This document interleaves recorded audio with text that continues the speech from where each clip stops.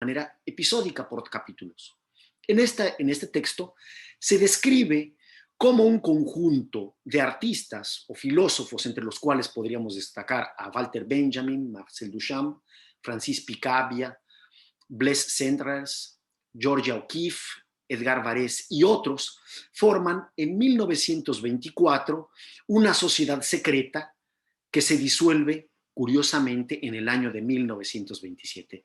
Esta sociedad secreta se autonombra o autodenomina una sociedad Shandy, que toman su nombre del Tristram Shandy de Lawrence Stennard, este texto que está compuesto y que está constituido de múltiples digresiones, tiene humor y no se preocupa por la progresión narrativa de las historias.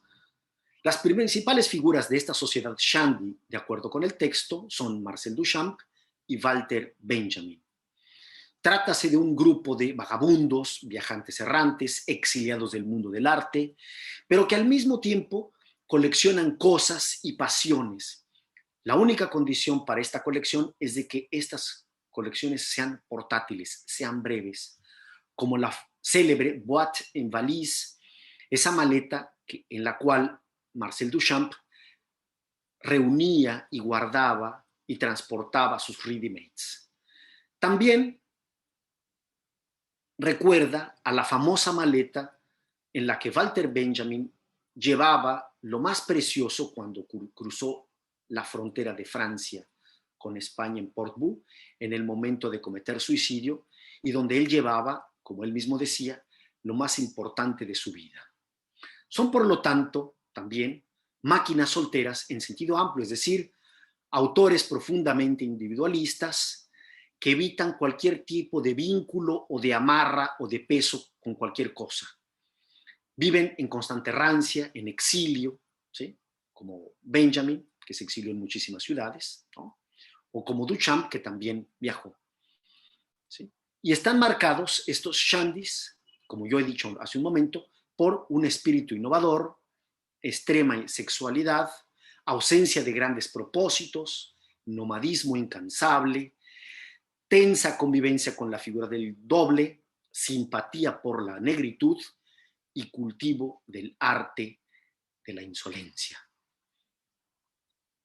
Las reuniones de este grupo de los shandys, como yo he dicho hace un momento, que se relacionan entre el dadaísmo y el surrealismo, ocurren en Zúrich, en Trieste, en Praga, en Viena, en París, en Córcega, en Sevilla, en la Bretaña, y concluyen en Port-Atif, una especie de pueblo africano situado en la desembocadura del Níger, y cuyo nombre, Port-Atif, en francés, significa portátil.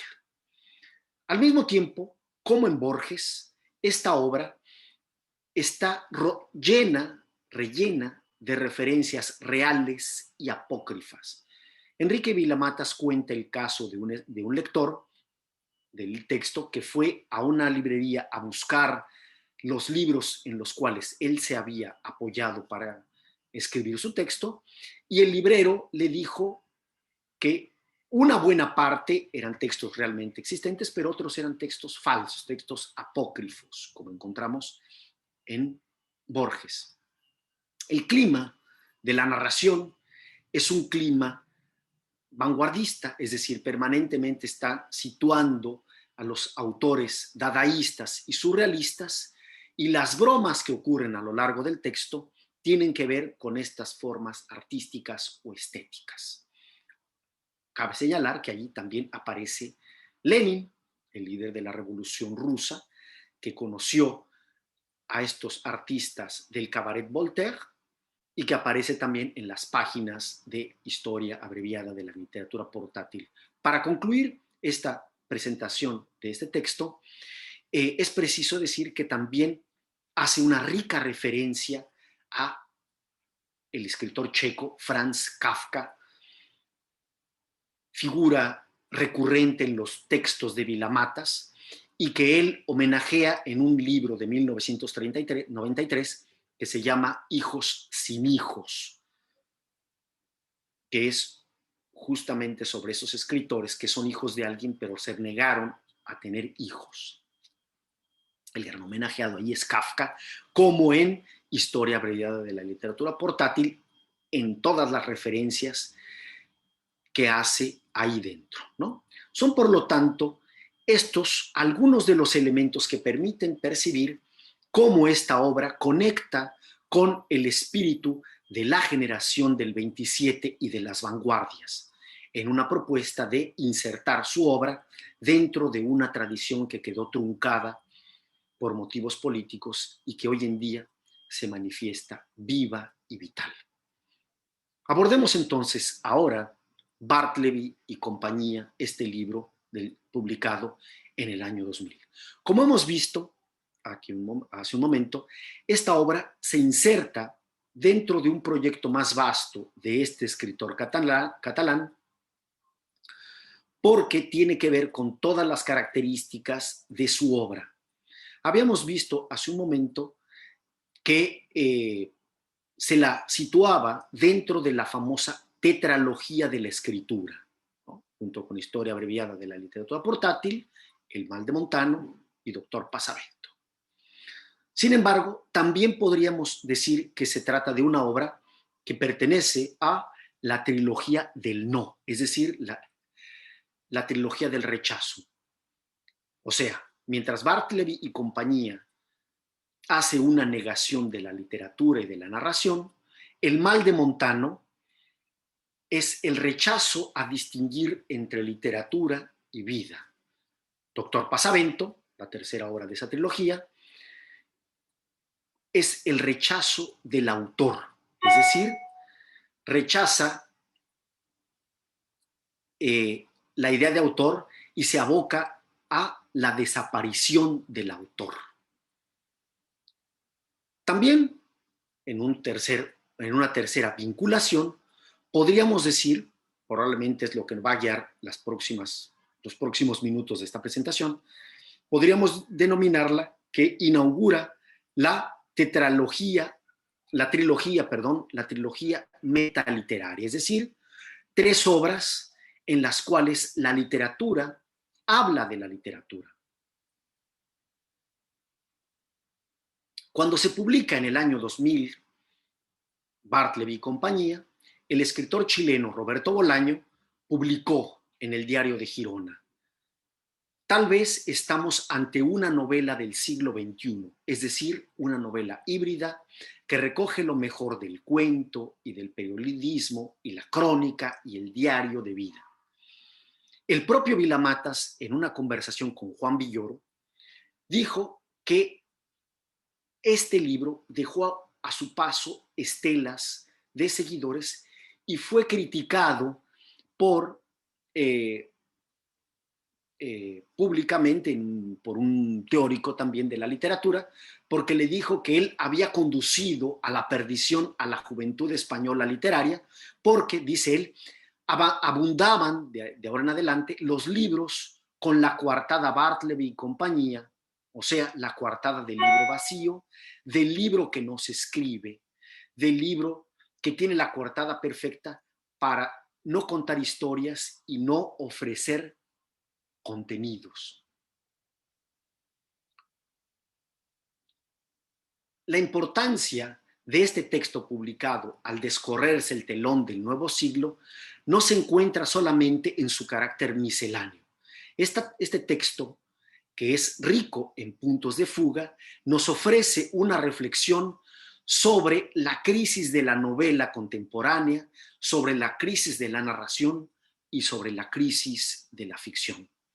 El título de esta obra está tomado del célebre texto del escritor norteamericano Herman Melville, Bartleby, el escribiente, publicado en el año de 1853. Y, como he dicho hace un momento, hace referencia a esos escritores que de manera episódica o permanente dejaron de escribir. Es decir, escritores que se niegan a producir representaciones, pues consideran que el mundo no puede ser representado así como así. Para entender el alcance del proyecto de Vilamatas, será importante que retomemos algunas informaciones que tienen que ver con la decisión del título. Podemos decir que en el año de 1840, Edgar Allan Poe publica su cuento El hombre de la multitud, donde él registra cómo el capitalismo de aquel momento y la masa hacen que los seres humanos se vayan descaracterizando en cuanto tal. En 1853, Bartleby, el escribiente, que tiene como título Historia de Wall Street, cuenta la historia de un escribiente que se niega a escribir y se pasa toda la tarde mirando hacia una pared de ladrillos. Cuando se le pide que haga algo, dice, preferiría no hacerlo. Por aquellos mismos años, Friedrich Engels escribe de la Londres de su época que él ve como si los seres humanos hubieran perdido algo de su humanidad en esa vida moderna, en esa vida urbana. Por esa misma época, Charles Baudelaire escribe toda su obra sobre la ciudad de París que se moderniza y registra como estado espiritual de quien está en esa ciudad la idea del spleen, una especie de tedio, una especie de vacío. Es decir, se trata en estas 4 referencias que yo les he dado aquí de las transformaciones de la sensibilidad en la sociedad moderna que surge a mediados del siglo XIX. Ese clima podría ser resumido de manera feliz en la frase de Karl Marx del Manifiesto Comunista de 1848 que dice: todo lo que es sólido se desvanece en el aire y todo lo que era sagrado es profanado y los hombres son finalmente compelidos a vivir sin ilusiones y sin expectativas su presente con sentidos fuertes.